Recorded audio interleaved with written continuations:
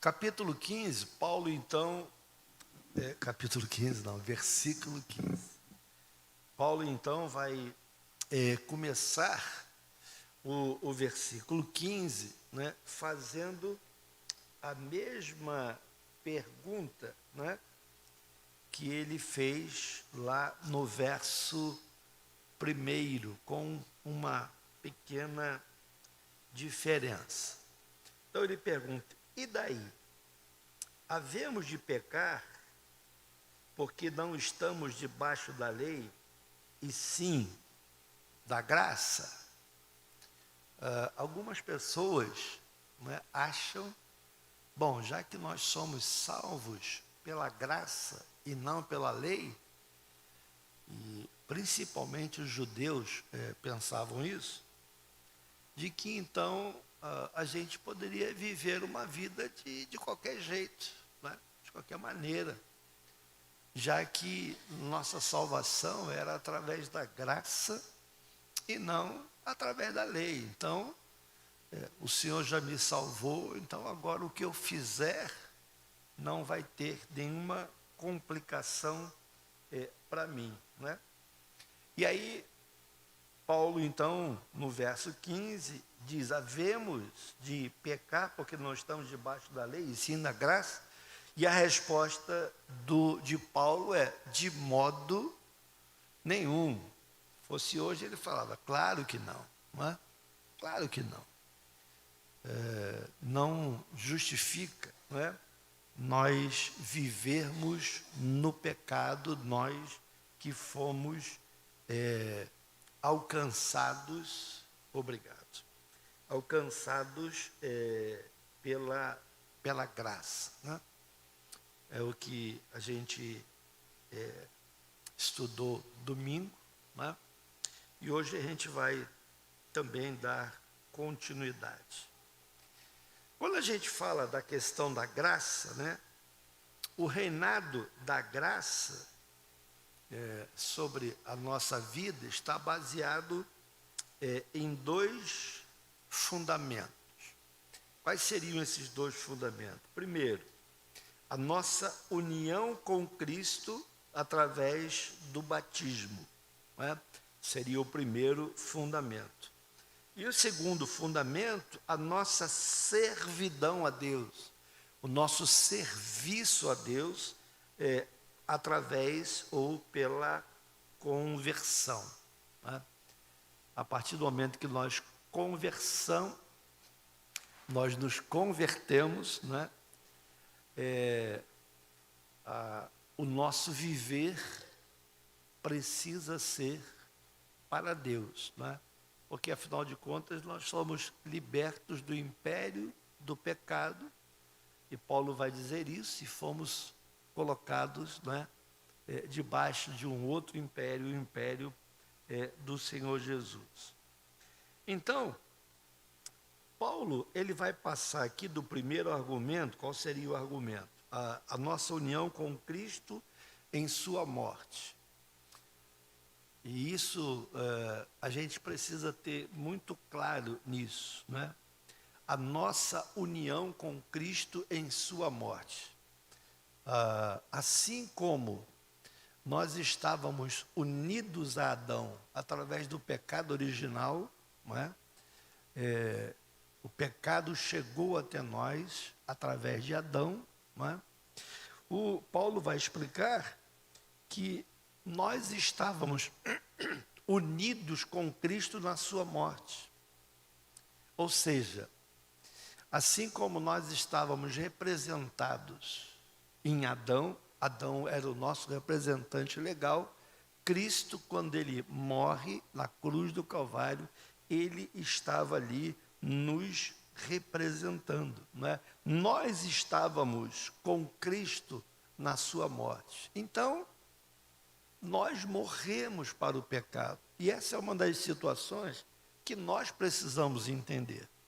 Antigamente o pecado tinha domínio sobre nós. Nós não conseguíamos nos dizer não ao pecado, né? Mas em Cristo, né, na sua morte, nós fomos unidos. Aí Paulo agora parte para o segundo argumento, que ele vai falar do nosso serviço, não é? Do nosso serviço, da nossa servidão em virtude da nossa conversão. Então nós não somos mais quem nós éramos. Lembra de Agostinho, de domingo? Né? Ô Agostinho, você não lembra de mim, filho? E Agostinho responde, não, eu sei quem você é, só que eu não sou mais o Agostinho que você conheceu. Né? Quando nós estamos em Cristo, nós somos nova criatura. O apóstolo Paulo aqui, ele vai colocar uma ênfase nesse primeiro argumento, por causa daquilo que Cristo fez por nós. Não é? O fato de nós termos, que nós fomos unidos a Cristo na sua morte. E enquanto a ênfase do último, né, a questão da servidão, ele vai destacar que nós devemos nos oferecer a Deus a fim de obedecer a Ele. Nós éramos obedientes ao pecado, a gente fazia tudo que o pecado queria de nós. Né? O pecado era o nosso tirano, né? Ele nos dominava. Né? Nós não tínhamos vontade própria. Né? E agora, Paulo vai levantar essa questão de nós nos oferecermos a Ele. Olha o versículo 16. Não sabeis que daquele a quem vos ofereceis como servos para a obediência, desse mesmo a quem obedeceis, sois servos, seja do pecado para a morte ou da obediência para a justiça. Então, Paulo vai referir aqui que nós obedecíamos ao pecado. Obedecíamos ao Senhor, tirando a nossa vida, que era o pecado, Ele nos dominava. Né? E agora, Paulo vai dizer, se nós estamos em Cristo, nós precisamos nos oferecer a Ele, assim como nós nos oferecíamos ao pecado. Né? E aí, Paulo, logo no início do verso 16, ele diz, não sabeis, né, que daquele a quem vos ofereceis, a quem nós nos oferecemos? Ao Senhor Jesus. Então, a partir do momento que eu me ofereço a Ele, não é, eu estou preso a Ele, não é, como servo, como alguém que vai servir ao Senhor. Até porque Ele morreu a nossa morte, aquele velho homem morreu, a velha... a raiz adâmica morreu em Cristo Jesus, né? E nós ressuscitamos em Cristo Jesus. John Stott, que era um pastor e um teólogo que morreu há pouco tempo, ele sugere aqui 5 pontos de destaque nessa exposição que Paulo faz aqui, desses versículos que nós estamos estudando aí até o verso 23. E aí, logo no verso 16, em primeiro lugar, o princípio, né? A autorrendição conduz à escravidão. A rendição, quando nós nos rendemos ao Senhor, não é? Isso desemboca numa servidão. Não aquela escravidão sobre que o tirano, pecado, tinha sobre nós. Mas Paulo vai falar que a partir do momento, não é, que nós nos oferecemos a Deus, a partir do momento que nos convertemos, não é, nós precisamos nos oferecer a Deus, assim como nós nos oferecíamos ao pecado para satisfazer-lhe as vontades. Né? O homem, ele sempre será escravo. Em duas situações. Ou ele será escravo do pecado, ou ele será escravo de Deus. Não é? Só que há uma diferença lá no final. Qual é a diferença? A servidão ao pecado torna o homem cativo das paixões. E a servidão a Deus torna o homem livre. Já viu as pessoas dizerem assim, eu não quero ser crente não, porque eu quero ser livre, eu quero fazer o que eu quero ter liberdade. Né? E essa é a coisa mais absurda, porque o indivíduo que fala isso, ele não sabe que ele é escravo do pecado. Não é?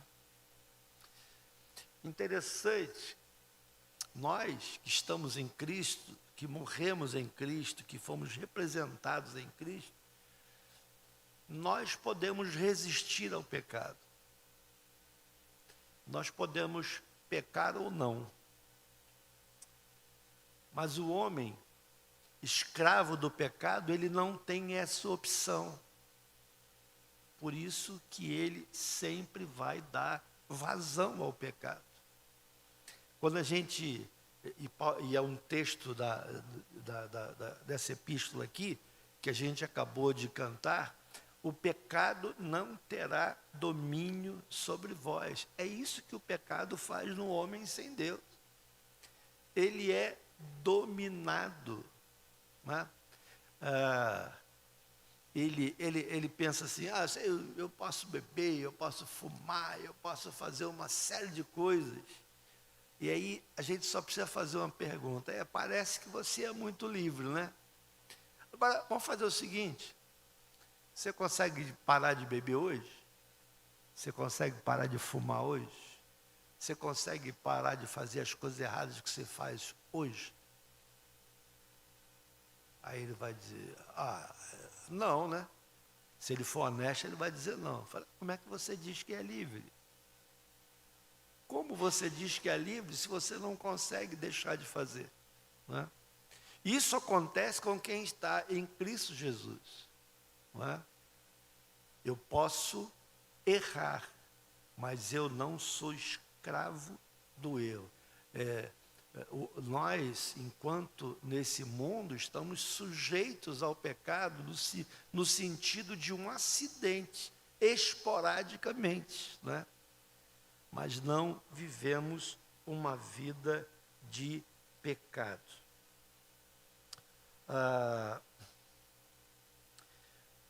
O Agostinho, né, que eu falei nele ontem, o Agostinho de Hipona, né, ele dizia o seguinte: quanto mais escravo de Cristo sou, tanto mais livre eu me sinto. Agostinho falava isso. Quanto mais escravo de Cristo eu sou, tanto mais livre eu me sinto. Né? A escravidão de Deus é libertadora, né? É liberdade. Por outro lado, olha que coisa interessante, a escravidão de Deus é liberdade, você é livre. Né? E a liberdade do pecado é a escravidão. Por quê? Porque as pessoas elas não têm direito de dizer não àquilo que elas estão praticando. Hoje, nós temos a autoridade de dizer não ao pecado. Né? E isso é algo que, assim como a nossa salvação foi pela graça, nós fomos alcançados pela graça da nossa salvação, a resistir ao pecado é algo que Deus também nos deu condição. A mesma graça que nos salvou é a mesma graça que está sobre nós para resistir ao pecado. Né? Eis a razão, a diferença entre alguém que é escravo do pecado e alguém que é escravo do Senhor. Agora, uma coisa, Mateus 6,24 vai falar sobre isso, né? Mateus 6,24. É impossível ser escravo de dois senhores ao mesmo tempo. Aí eu sempre uso uma ilustração, uma figura. Será que alguém pode servir ao exército e à marinha ao mesmo tempo? O exército e a aeronáutica ao mesmo tempo? Claro que não. Você vai ser escalado lá no exército no dia tal e a marinha te escala no mesmo dia. Como é que você vai fazer? Não, você não pode. A Bíblia diz que nós não podemos servir a dois senhores, né, ao mesmo tempo. Ou nós somos servos de Deus ou somos servos do pecado. Ou somos servos de Deus e fazemos aquilo que Ele nos capacitou a fazer e servimos a Ele com os nossos dons e talentos, ou somos escravos do pecado. E aí vamos servir ao pecado como tirano sobre nós.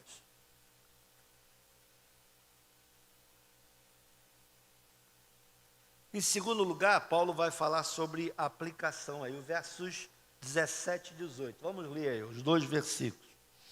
Mas graças a Deus, porque outrora escravos do pecado, contudo, viestes a obedecer de coração a forma de doutrina a que fostes entregues. E uma vez libertados do pecado, fostes feitos servos da justiça, né?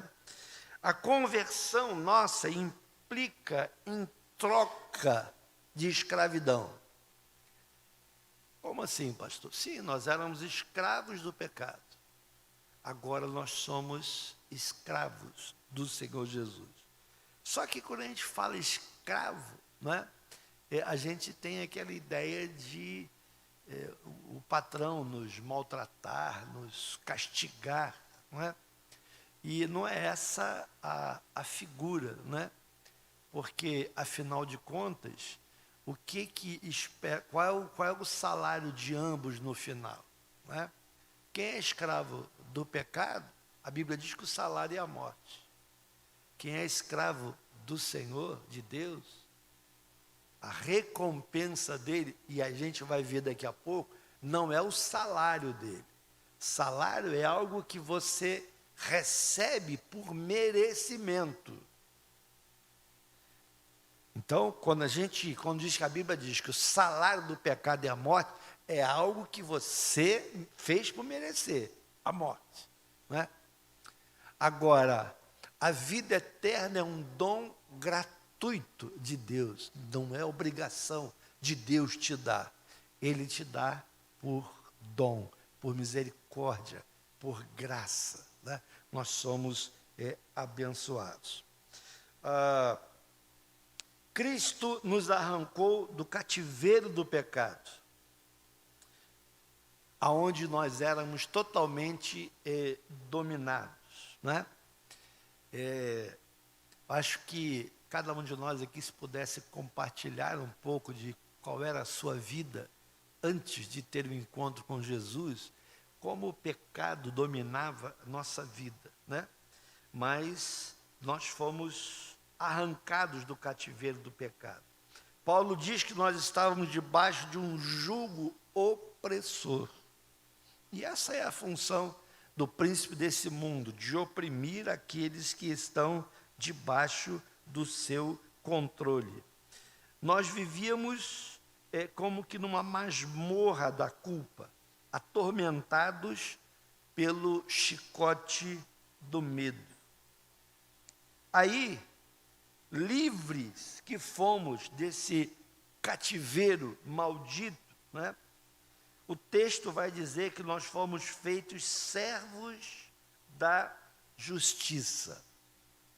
E aí, o servo da justiça é alguém verdadeiramente livre. Não é? Não somos mais escravos daquele tirano que era o pecado que nos dominava. Quando a gente se converteu, nós saímos de um reino, o reino das trevas, para um outro reino, né? O reino da sua maravilhosa luz. Né? Nossa, pulou aqui, foi para a última página. Não sei como eu consegui fazer isso. Ok, agora achei.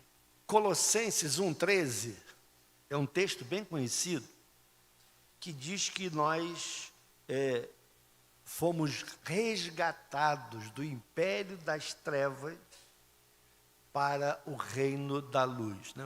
O mesmo apóstolo Paulo vai falar isso lá em Colossenses 1,13. Né? Nós éramos escravos do diabo, agora somos servos de Cristo.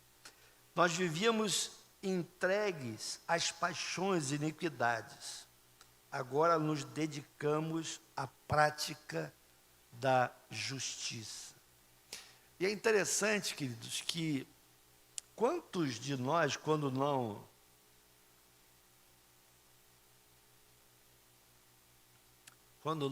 éramos servos de Jesus, não tínhamos nos convertido ainda, que tipo de vida nós levávamos, né? Que tipo de coisas praticávamos, né? Quem nós éramos, né? Éramos escravos. E é interessante que nessa época nós vivíamos entregues às paixões e iniquidades. E não é verdade que as pessoas lá que estão no mundo da iniquidade, elas se entregam, as pessoas são capazes de passar uma noite inteira na orgia, na bebida, nas coisas erradas, e no dia seguinte vai trabalhar. Não é? Parece que não cansam para praticar o pecado, porque é algo prazeroso. Não é? O evangelho apostólico é aqui comparado a uma forma ou molde em que o metal derretido é derramado para tomar forma. É interessante que eu não fui ourives, mas meu tio era ourives. O que é ourives, né? Ourives é quem trabalha com ouro, depois trabalhava com prata também. E aí, é interessante que, quando você quer fazer uma joia, né, normalmente você tem um modelo, não é modelo,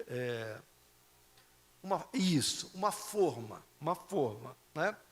E a forma já tem a forma daquilo que você quer. E aí, o que nós fazíamos? O ouro era fundido no fogo, né? fundido, e aí o ouro, ele virava líquido, né? Ficava molinho, e aí a gente virava naquela forma, e aquela joia, claro que depois tem os acabamentos, mas ela tomava a forma daquela forma, né? E dali, então, o artista ele ia construindo aquilo que ele queria construir, né?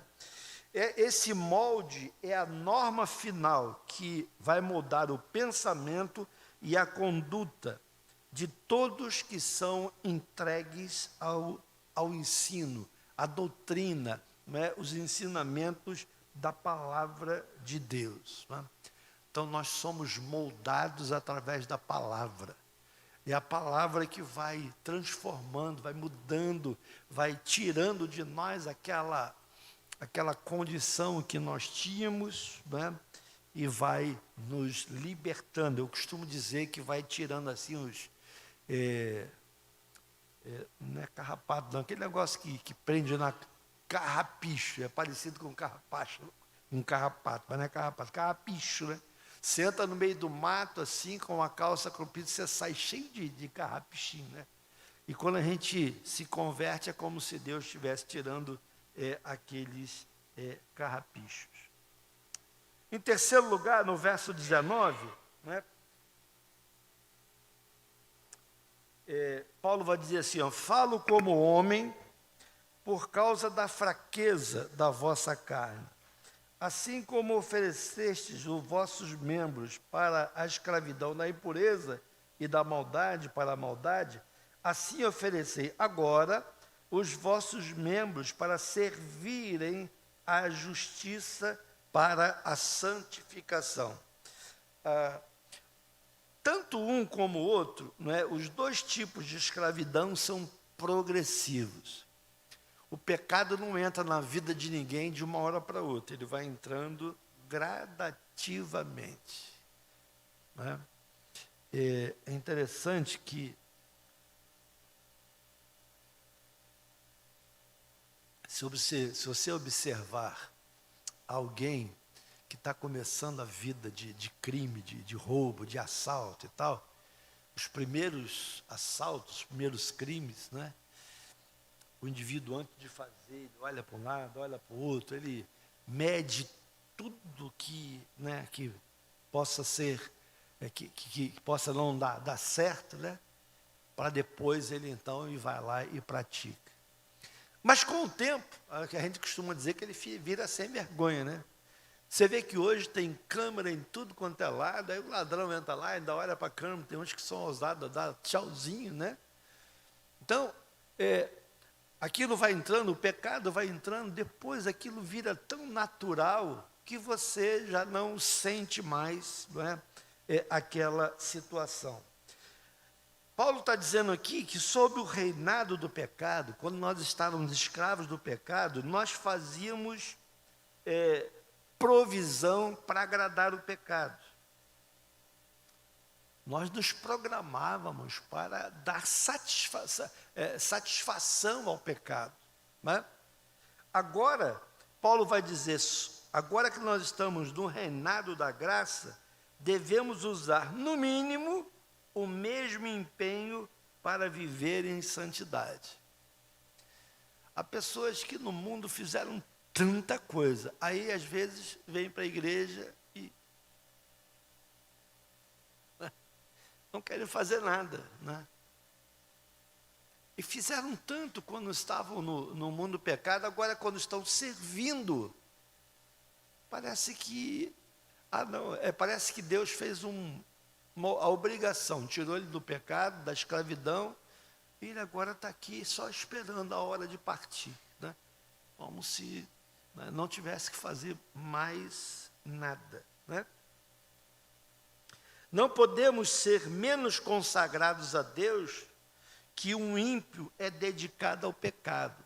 Mas viu como o ímpio, o cara vai brincar carnaval, por exemplo, ele fica praticamente 3 dias sem dormir e não se cansa, né? Hein?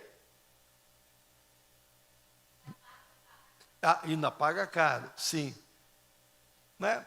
E é interessante isso que você falou, né? Porque até isso as pessoas investiam, compravam fantasias caríssimas e tal, e era tudo. Aí quando chega na igreja, a pessoa não quer fazer nada, né? Não quer se dedicar como ele se dedicou lá fora. Parece que o patrão lá era mais importante do que o que ele tem agora, né? O mundo investe na promoção das suas causas. O pecador vira noites para satisfazer as suas paixões, né? Às vezes o culto demora um pouquinho, a pessoa fica, nós ir embora. Não é assim que funciona? Normalmente, o escravo do pecado, ele dedica a sua vida, seu tempo, seu dinheiro para agradar ao seu Senhor. Quem é o seu Senhor? O pecado.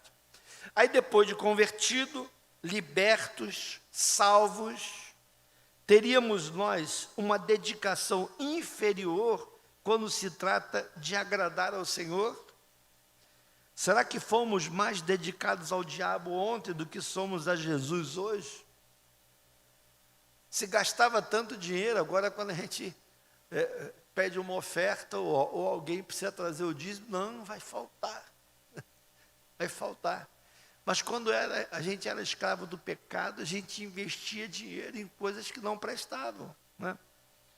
E às vezes esquecemos de que agora nós fomos convocados para servir ao Senhor.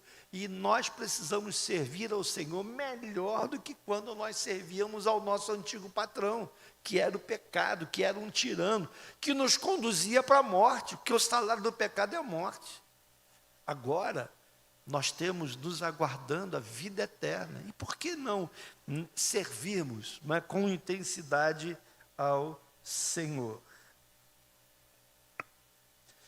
Muito bem, em quarto lugar, vamos ver agora um paradoxo aí dos versos 20 ao 22. Diz assim, porque quando eres escravos do pecado, estáveis isentos em relação à justiça. Naquele tempo que resultado colhestes? Somente as coisas de que agora vos envergonhais, porque o fim delas é a morte. Agora, porém, libertados do pecado, transformados em servos de Deus, tende o vosso fruto para a santificação e, por fim, a vida eterna. Então, como dissemos aqui anteriormente, a liberdade do pecado, aqueles que pensam que são livres, a liberdade do pecado é a escravidão, né? A escravidão de Deus é liberdade. Já viram quando alguém diz assim para nós, nossa, não sei como é que vocês aguentam isso, vocês vão na igreja na terça, na quinta, domingo de manhã, domingo de noite, aí vai sábado, né? Poxa, vocês não vivem, não? Né? É essa a ideia das pessoas que não conhecem a Jesus.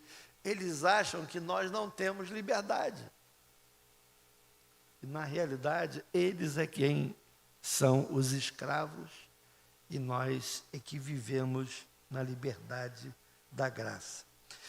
A liberdade que eles apregoam, a liberdade que o pecado dá de querer fazer tudo que se quer, desemboca na morte. A escravidão a Deus, ela promove vida. O homem que se julga livre para fazer tudo o que deseja é, na verdade, escravo do pecado. E essa é uma realidade, é isso que Paulo está dizendo aqui. O homem que serve a Deus, embora possa praticar o pecado, né, porque a gente viu domingo, quando eu falei, nós não somos impecáveis. Né? O pecado do crente é por acidente, até rimou. Né? O escravo do pecado não pode fazer e agir como ele quer, não. O escravo do pecado, ele sempre vai agir conforme o pecado quer. O escravo da justiça pode fazer ou não. Eu lembro de um pastor conversando, já contei essa experiência aqui, mas talvez vocês não lembrem.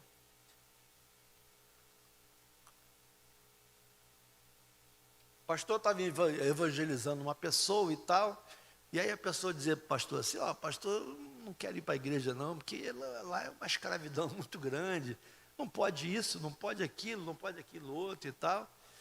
Pastor, eu gosto de fumar, eu gosto de beber. Eu falei, aí o pastor falou assim, é? Você está com cigarro aí? Estou. Me dá um cigarro aí. O senhor vai fumar? Eu falei, eu posso, se eu quiser eu posso fumar. Aí, você deu o cigarro, deu uma tragada, você viu? Eu posso fumar. Mas olha o que eu vou fazer agora. Joguei fora. Faz isso que eu fiz. Você não disse que é livre? Faz o que eu fiz. Para de fumar agora. Pastor, não é assim. Como não é assim? Você não diz que é livre?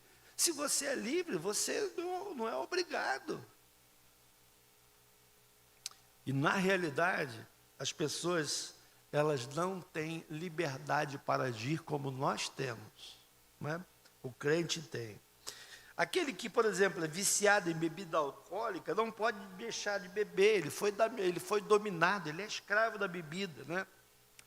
Agora, o convertido a Cristo pode beber, mas não pode, mas pode não beber.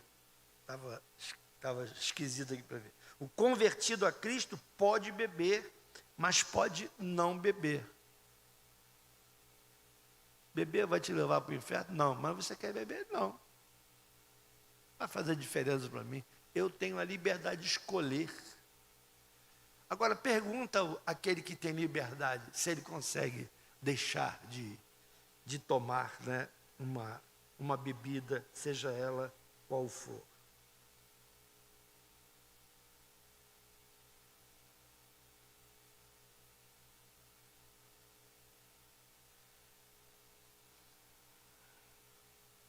O crente, aquele que foi liberto em Cristo, ele não é dominado, mas ele tem domínio próprio. Não é? Nós temos domínio. Em quarto lugar aqui, vai aparecer uma antítese, né? No verso 23. Porque o salário do pecado é a morte, mas o dom gratuito de Deus é a vida eterna em Cristo Jesus, nosso Senhor. Vamos ver onde é que está a antítese aqui, né? No reinado do pecado, os homens recebem o seu soldo com juros e correção monetária, né? No determinado tempo, eles vão receber com juro e correção monetária. Além de todo o tormento que o pecado produz nessa vida, seu pagamento final, ele vai ser com a morte, né? E é interessante que o salário é aquilo que merecemos por aquilo que fazemos. Preste bem atenção nessa palavra salário, né? Salário. Se você trabalha, no fim do mês, você tem direito a um salário. Não é favor do seu patrão. O Lucas ali, na empresa que ele trabalha, no final do mês, né, o patrão dele, aqui um presente para você, presente com a conversa, né? Ele fez por merecer o salário dele, né? Aqueles 4.800 que ele recebe lá, né? Ele mereceu, né? Ele mereceu. Diz amém aí, irmão, eu recebo. Então não é favor nenhum, não é favor nenhum. Agora, a Bíblia diz que o salário do pecado é a morte. Então o salário é aquilo que merecemos por aquilo que fizemos. O pecador merece a morte. Ela é o seu justo salário. Aquilo que nós vamos receber, né? Aqueles que continuam escravos do pecado, no final da vida vão receber a morte. Paulo ainda vai usar aqui, nesse verso 23, dois termos militares, né? A palavra opsonia, do grego, quer dizer salário. E o salário aqui, essa palavra, era o pagamento de um soldado romano, né? Algo que ele ganhava arriscando sua vida e com o suor do seu rosto. Então, o soldado romano, no final, ele tinha o seu salário, não é? Ou a sua opsonia. O salário era algo devido ao soldado e que dele não podia ser tirado. No final do mês, ele tinha que receber. Agora, é interessante que, quando Paulo vai dizer aqui, o salário do pecado, e a antítese está exatamente aqui, no salário e no dom. Né? O salário é algo que você merece, trabalhou para isso. Mas, quando fala em dom, quem é que sabe a palavra grega do dom aí? O que é dom no grego? Como é que chama? Lembram? Charisma, né? De carismático, né? Uma pessoa carismática, uma pessoa que tem o dom, né? de ser assim, bem aceita, né? Bem comunicativa, né? E aí, a palavra grega aqui, quando diz assim, mas o dom gratuito, com esse dom aqui, não é opsonia, não é opsonia. Porque o texto poderia dizer assim, porque o salário do pecado é a morte, mas o salário de Deus é a vida eterna. Se colocasse salário aqui, é porque você tinha méritos de receber, né? E não temos méritos nenhum em receber, né? A palavra charisma seria uma dádiva, dom, né? Significa a retribuição totalmente livre e imerecida que algumas vezes o exército recebia. Essa palavra, charisma, também era relacionada com o soldado romano. Quando ele recebia uma premiação extra, que não era aquela devida pelo seu salário, era uma gratificação, né, que às vezes o comandante queria dar para a sua tropa, né? Então, a palavra do grego era charisma, dádiva, né? Então, o dom gratuito, charisma, a dádiva de Deus é a vida eterna. Enquanto o salário do pecado é a morte, aquilo que você merece, salário é algo merecido, então o homem que vai à morte é porque ele mereceu, ele ficou escravo do pecado, não deixou de ser escravo do pecado, e como final ele teve a morte. Para terminarmos aqui, 3 coisas que a gente queria destacar, já estamos terminando. Primeiro, como o salário era pago para suprir os custos da vida, o pecado aqui é apresentado como enganador, que promete vida, mas paga com a morte, né? Interessante, essa é uma colocação de um teólogo chamado Geoffrey Wilson, né? E ele faz essas 3 observações. Como o salário era pago para suprir os custos da vida, não é? Com o salário você não paga suas contas, você não compra a sua comida, você não compra a sua roupa, paga o seu aluguel, ou paga a prestação da sua casa. Então, o salário era para suprir os custos da vida. O pecado aqui é apresentado como enganador, que promete vida, mas lá no final, o salário não vai ser vida, vai ser morte. Segunda coisa que o Wilson destaca aqui, porque os salários não são limitados a um único pagamento, porque todo mês tem salário, né?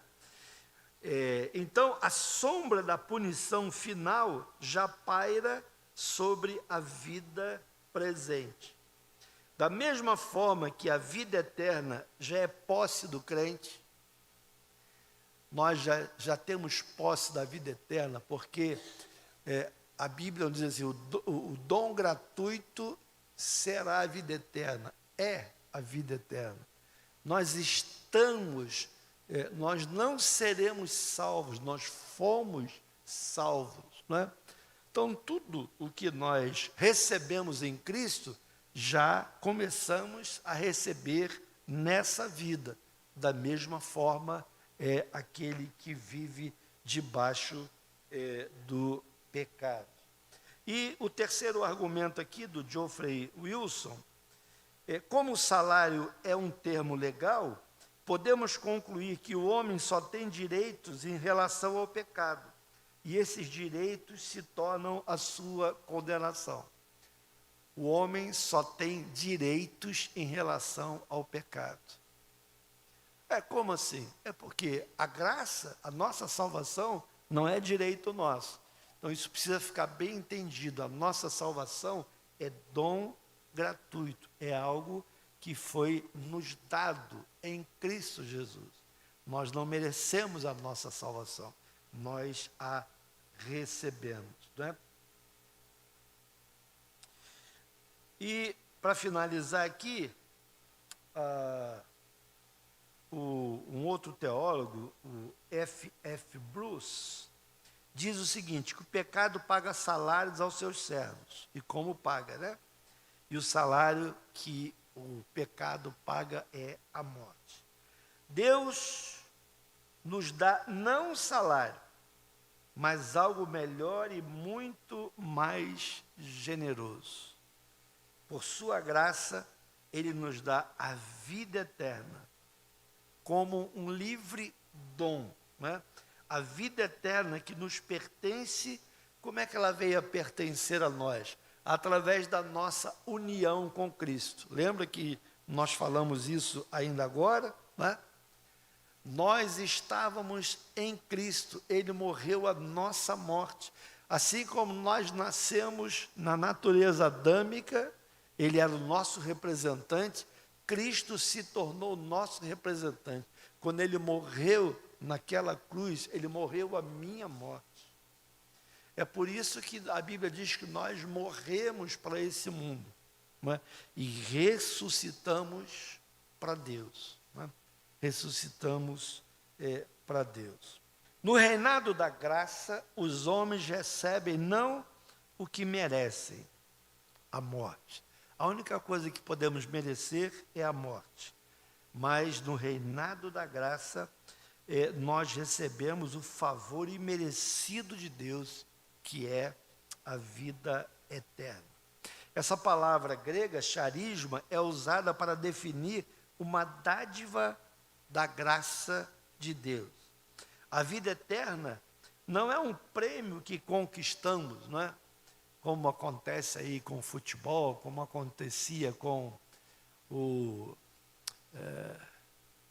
maior corredor de Fórmula 1 que o mundo já viu.